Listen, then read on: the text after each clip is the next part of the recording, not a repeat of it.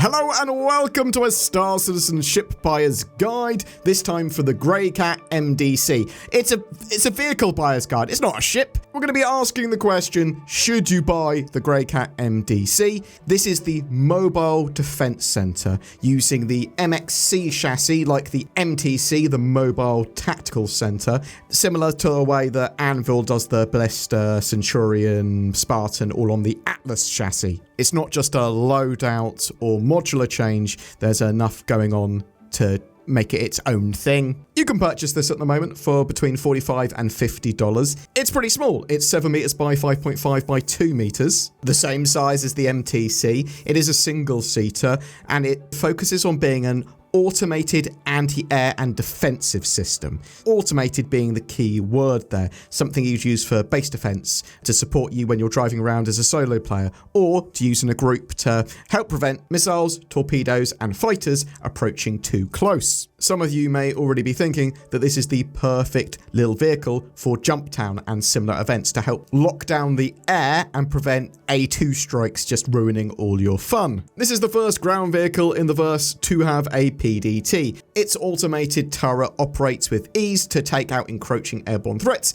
and provide covering fire for your base of operations. Keep focused on off-road driving as the PDT auto-engages airborne threats such as torpedoes, missiles, and small ships at the push of a button. So you can turn this on or off. It's equipped with a automated ballistic Gatling turret as standard, but is swappable with the other PDTs in game. So you've got your pepperbox missiles and you've got your swarm laser options. Positioned at the rear section of the MDC is the MRX Torrent, a ballistic point defense turret equipped with advanced search, detection, and tracking software designed to protect against approaching missiles, torpedoes, and other rapidly moving threats. So yeah, I do want to bring up a point here. CIG said, yeah, all the PDTs of the same size are interchangeable with this, including any others in the future, and all current options are purchasable via in-game shops. Now that is incorrect because the new MRX ballistic point defense is not available to purchase in in-game stores. The others, the M2C Swarm, the laser defense system, and the PPB-116 Pepperbox missile point defense system can be purchased from Nix at Levski and the jump point stations leading to Standard and Pyro, as well as Centermass on Microtech and ArcCorp. Hopefully, CIG will be putting the new one in in-game shops ASAP, because you can put them on other ships as well. The vehicle, very similar to the MTC, but it has had its interior cut down somewhat. The space for mission crates and sort of cargo and for armor suits is now occupied by the PDT mount. It still includes a weapons rack and personal storage for the driver's essential gear. The FPS racks are designed to hold up to 4 size 3 weapons or tools, as well as 4 size 1 pistols and tools. It also loses the little flip seat for passengers that the MTC had, but all the vehicle components are accessible from the interior. There is even an engineering terminal and fire extinguisher. Let's jump more into the Q&A that CIG did on this. This is the first ground vehicle with a PDT. What inspired the team to create this type of vehicle, and what gameplay scenarios does it serve best? The MDC was envisioned to support players wishing to help defend locations, as well as basic automatic defense for solo players traversing battlefields. While we see the MDC as being ideal for helping defend a location, its restrictions on engagement and weapon range still leave space for heavier anti-air vehicles such as the Ballista and Centurion. The ballistic Gatling PDT is a new type. How does it compare to existing point defense systems in the game? The Gatling PDT performs very similar to the laser version once the respective advantages and drawbacks of ballistic guns are considered. For example, their ability to penetrate shields is balanced by their limited ammunition capacity. That does mean that you will need to go back and rearm, repair, refuel these every so often, right? I really like the sound and the look of the ballistic Gatling. However, the Swarm, the laser one, can go on forever while you have power. What does the MDC target? Can it target on-foot characters and ground vehicles, or only aerial threats? By design, the PDTs currently in game only target torpedoes, missiles, and small ships in this priority order. They are not guaranteed to stop any of these. It is not intended to engage ground targets. So, I am hoping that there are PDTs in the future that will engage ground targets. There are turrets that do that already, like when you go to ASD facilities, there are turrets there that shoot you. And I really like the idea of these. I don't want them to just be overpowered. I don't want them to have drawbacks for not having a player basically use a weapon. Like they need to be smaller, they need to be not as accurate. But yeah, I really like the idea of different types of PDT for different types of target.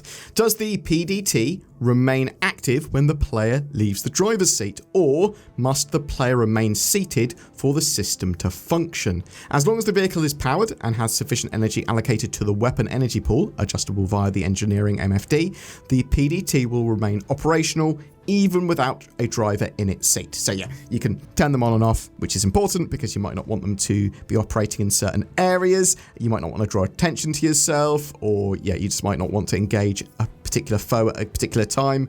You can park these on the top of ships if you want, and open ship up and have these sitting there with their PDTs on, though I'm not sure how friendly fire happy they are. How much will they shoot through the hull of a ship they're trying to protect when they're standing on it? Just remember, PDTs, they are pretty effective against missiles, torpedoes, bombs, and smaller light fighters when they hit them, but they're not intended to take down heavier targets. Also, we know that there are more vehicles planned from the MXC series of Greycat vehicles, with the MFC coming next year, the Mobile Fabrication Center. That also suggests to me that they plan to have crafting in-game in live next year. We do have them testing it on the tech preview later in December, which I'm very much looking forward to. And I've seen other people talk about PDTs as well, like why not land a Perseus or just have a Perseus flying above something like Jumptown, because they'll protect you from missiles and torpedoes to an extent there as well. Yeah, that's actually quite a good idea. But these allow you to drive around as a solo player,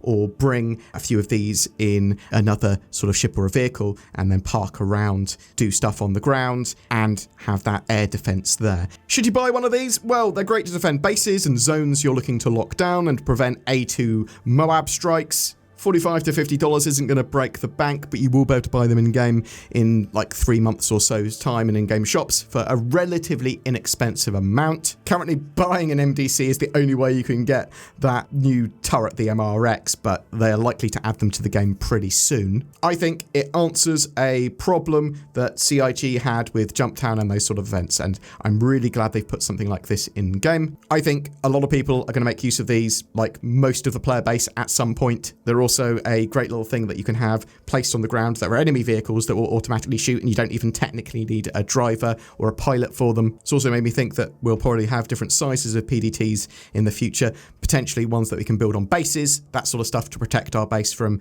ground targets as well as air targets. Boom! That's it for your should you buy vehicle ship buyer's guide, whatever the video this is for the Greycat MDC. I really like it. I think it's really cool.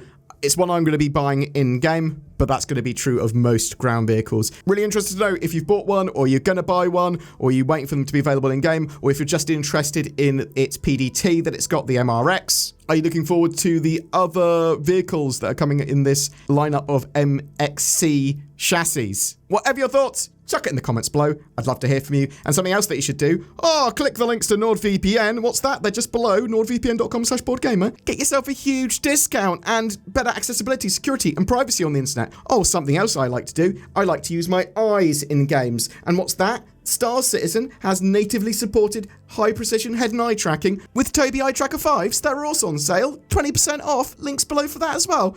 Fantastic. Why wouldn't I click? Every month we have a Star Citizen ship giveaway. For November, we are giving away the latest in pristine technology, the Grey's Market Shiv, a heavy fighter with a bucket of weaponry, and the first compound ship in game. It is made up of a cutlass and a load of other ships stuck together. It comes with lifetime insurance and a game package, all you need to play Star Citizen. But we're also bundling in a CitizenCon digital goodies pack, just loads of FPS items and stuff that you can put around your hangar and your base eventually. Just comment on any of our videos during the month to be in for a chance of winning that. Also, a big thank you to CIG for providing that prize. If you would like to further support the channel by clicking the join button under our videos and becoming a channel member or becoming a Patreon, then please do. It helps out a ton and enables us to make daily Star Citizen content, even when the YouTube algorithm or revenues are unkind. Please don't forget to like, share, subscribe, and click any of the affiliate links under our videos. That helps too. It gives us a little kickback. Share with us your feedback and what you'd like to see. We'll see you in the comments below. Thank you so much for watching to the end of the video.